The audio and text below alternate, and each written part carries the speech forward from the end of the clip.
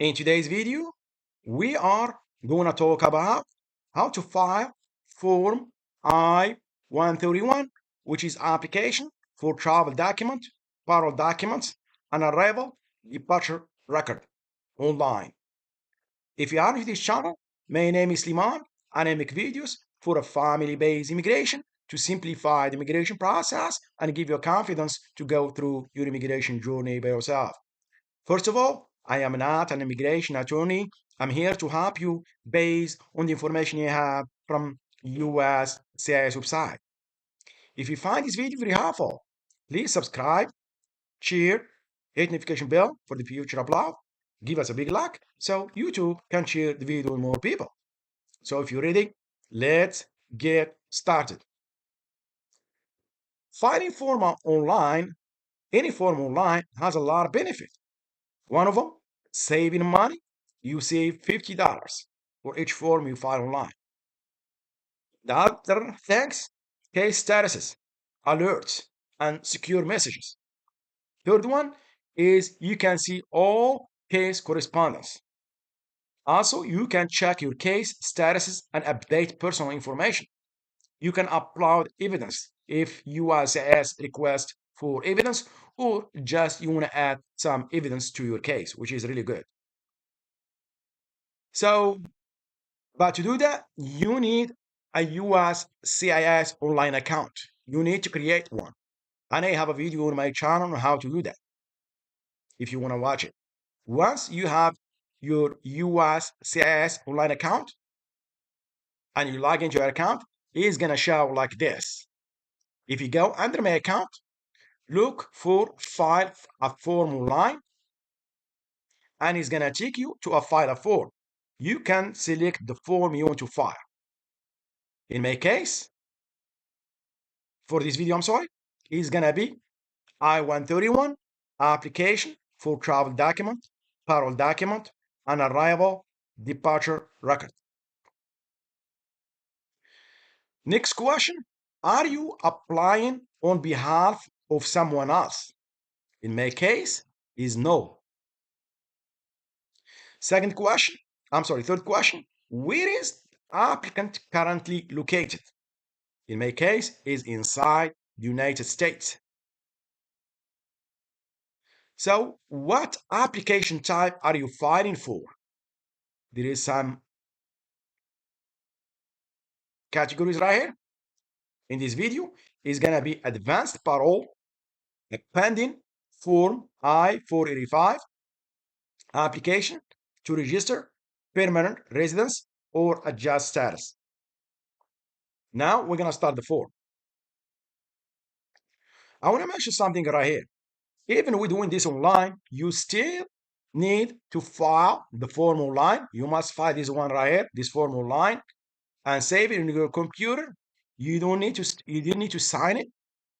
Just make sure you file the new version, because I will show you the version right here. One is January the 20th, 2025. This is the latest version USCIS has in their website. Make sure you file the new version. Once you file the new version and you save it in your computer, then start filing your form online, because you will need that PDF form to upload it to your account, to USCIS online account. So before you start your application or petition, just check your eligibility, duplicate form I-131, the fee, document you may need, biometric services appointment, biometric services requirement, disability accommodation modifications, USCIS contact center. After you submit your application, petition, or request, just go through this and then click on next. So I'm not going to spend time reading this. Please read it. It is very, very important. Once you start filing your application, I'm going to go straight to start. So as you can see, I-131 eligibility selection, it's already there because we done that at the beginning of this video. Also, for where you located in the United States, I'm located inside the United States, and I am applying for advanced parole document to allow me to seek a parole into the United States under NA Section 212 upon my return from abroad based on a pending Form I-485 application to register permanent residence or adjust status. Now let's move on to next PDF form upload. So now you must upload the PDF form I-131. As I mentioned, first you must file the form all pages. Even if it's blank, you must upload it. So the 13 all pages must be uploaded to your USCIS online account. Do not miss any page. So this is, this is a requirement. Upload one PDF file, all the form. Do not put them separately. It must be in one PDF file for all the form. Include all the pages of the form in the file, even if you did not provide any information on the pages. Because a lot of people, I don't know why they do that. Sometimes if they don't file if they have like a section, for example, part 13 additional information, if they don't, if they don't have any information, if they do not add any information, they do not include that page. Don't do that. It must be included, even if it's blank. Arrange the form in the same order as a page's number. So do not mix the pages. It must be in order you upload the form. You choose to physically sign our PDF form prior to scanning. Please. So there is two options right here. If you choose to physically sign our PDF form prior to scanning, please ensure that the signature you provide in the PDF complies with USCIS regulation and policies. Namely, the signature must be handwritten, may not be typed, created, or typewriter, word process, stamp, or pen, or similar device. You might also electronically sign your PDF form during the submission of this process. So there is two options right here. You can file Form I-131, date it, and sign it with a black ink with your hand. I'm gonna repeat that again, with your hand. Do not use or pen or any other form of signature. It must be a right-handed signature with a black ink. If you don't do that, it will be rejected. Period. I saw a lot of videos they are talking about just put your full name. No, it must be signed with a black ink. Or there is another option, just leave it blank, file the form and upload it, and it will be signed the form automatically at the end of this application. So now file requirement, clear and readable, acceptable file. That's only accepted, file formats is PDF. So if your documents are in foreign languages, upload a full English translation. Don't do that. Just try to use English version. So now we're gonna go right here, choose, and if you see right here, the system automatically detects the PDF. In this file right here, for example, in this folder, I-131, I have a lot of files there. But if you see, the system only detected PDF format. So I'm gonna open. The system will detect your application. If there is no error, it will process it and then go next. For 2 by 2 inches photo of you, it is very simple. You just go to Walgreens or CVS, you can just tell them I need 2 by 2 photo, and they will take one for you.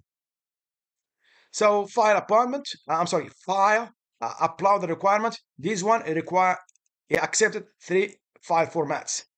So PNG, GPG, or JPEG. So 3 formats. So I have one saved in my computer. It's right here. This is 2 by 2 or 5 centimeters by 5 centimeters.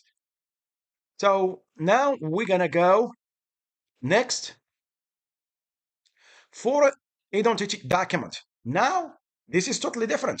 For identity document means a copy of an official photo identity document showing your photo name and date of birth. Example, driver license, naturalization certificate, employment authorization document, a valid government issues driver license, passport, or a green card. So same here, if you see right here, file, upload requirements, clear and readable, same format as the picture. It must be in these three formats. No password and must be less than 12 megabyte. So we're gonna choose. I'm gonna upload the driver license. What I like about the systems, it looks for extension. So you cannot upload the PDF. Even if you try, you can't because the systems look for this type of format. It looks for PNG or GPG or JPEG. So he looks for this format. If he does not find it, you cannot find it in your folder. If you have your documents in that folder. So let's go next. Now, if you have a pending I-485, you will have I-797C or I-797 because there is three. I-797 notice of action. I'm sorry, notice of action means is approved I-485. So I don't have one. Just let's continue because it's still pending. It's gonna give you a warning right here. It does not appear that you have uploaded any evidence. USCIS recommends you provide evidence to support your application. Failure to provide required evidence may delay processing of your application. So just a warning, they told you that you did not upload evidence. Next. Now, you must have I-797C if you have a pending I-485 because you must have I-797C, which is this is a notice of action. This is basically is a receipt notice of pending of Form I-485. I don't have one, but if I try, for example, if I try to upload the wrong one, this is I-77. This is for I-130 for my spouse, but it will give me an error. Just I want to show you right here because the systems it detects the date of birth and A number. If you see right here, your receipt number is missing because I blurred the A number. The system detected there is no A number, and also another error right here. We were unable to find a valid underlying case listed on your I-787C form. So I'm gonna delete that one. Just I show you if you try to upload a wrong file, it will not. The system will not take it. So you will need I-797C for a pending I-485. Let's go next. Missing evidence. So additional evidence. You must, add any evidence that you will see will help your case. So if you see anything that will help your case, add it. Just choose a file and upload it. So we're gonna go next. They're gonna give you a warning right here, same as a warning as before. Go next. So here, if you can see right here, you must provide a receipt for your I-485. If the receipt for your I-485 does not begin with IOE, NBC, or MSC, you must file your application by mail. So they told you right here. So to file the form or to file I-131 online, your receipt number from I-485 must begin with IOE, NBC, or MSC. If not, you must file a paper version. Also, right here, you can see right here, the A number you entered in your PDF does not match the A number we have in file. Please go back to upload I-131 PDF and enter the correct A number because I'm not using my correct A number right here. Just this is for this video just for learning purposes, and I put like a wrong A number there. So once you're done, yeah, if you see date of birth is not correct, then the filing fee is $580. Once you're done, click on continue and then review your your application, and then go next, and then it's gonna take you to a page where you pay the fee and then submit your application. So this is the end of this video. I hope you like it. If you do, please subscribe, share, hit the notification bell. Thank you, and see you next video.